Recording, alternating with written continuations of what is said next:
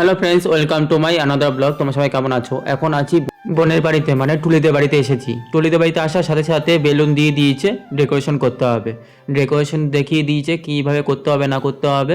আর এই দেখো বাবু কি করছে। বাবুও ফুলানোর চেষ্টা করছে কিন্তু ও পারছে না। এবার তানির কাছে দিচ্ছে আর একবার বড় মামির কাছে দিচ্ছে, ফুলিয়ে ফুলিয়ে দিচ্ছে। ওর খুব ভালো লাগছে। তারপর এদিকে এতক্ষণে পেলাম পাম্প মেশিন বেলুন ফুলানোর।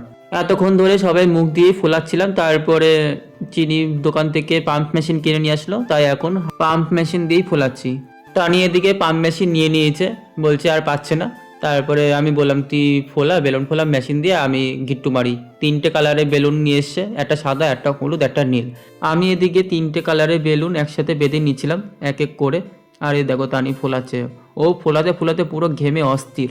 ও ওদিকে বেলুন ফোলাচ্ছে ঠিকই, কিন্তু গিট্টুগুলো দিচ্ছে দেখো, ঠিক মতো গিট্টু দিচ্ছিলই না। এই নিয়ে কিছুক্ষণ কথা কাটাকাটি হয়েছিল, বলেছিলাম হাওয়া যেন না বেরিয়ে যায়।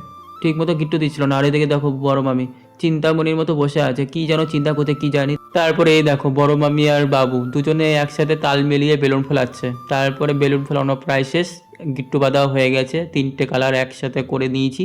এবার হচ্ছে ডেকোরেশনের পালা।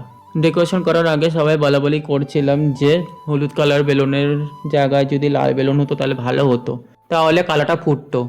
তারপরে যাই হোক, কিনে ফেলেছে, এখন কিছু করার নেই, এখন এই দিয়েই কাজ চালাতে হবে।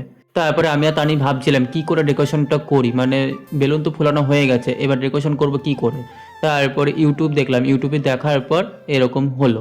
অবশেষে এরকমই বলেছিল টুলি, এরকমই করে দিতে। এমনকি ঠিক আছে এরকমই করে দিয়েছি, কিন্তু অনেক ডবল টেপ লেগেছে। তারপর এটা এক্সট্রা নিয়ে এসছে, এইগুলো দেখলে আমার ভালো লাগে না। এই গোল্ডেন কালারের দড়ির মতো কি ঝুলে রাখে, একটুও ভালো না এগুলো।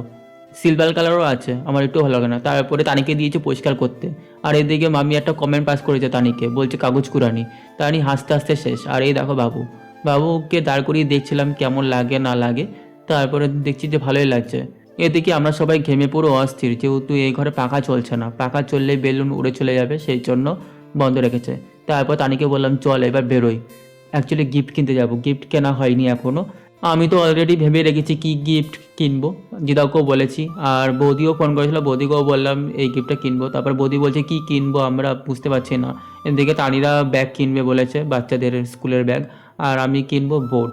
আর বৌদিকে বললাম তুমি রিমোট কন্ট্রোল গাড়ি কিনো। অ্যাকচুয়ালি দাদা আর বৌদি কী কিনবে সেটা নিয়ে কনফিউজ ছিল। তারপরে আমার কাছে বারবার ফোন করছিল, ফোন করে জিজ্ঞেস করছিল কী কিনবে না কিনবে। আমি তো বলছি রিমোট কন্ট্রোল গাড়ি কিনো, ওটাই ভালো লাগবে।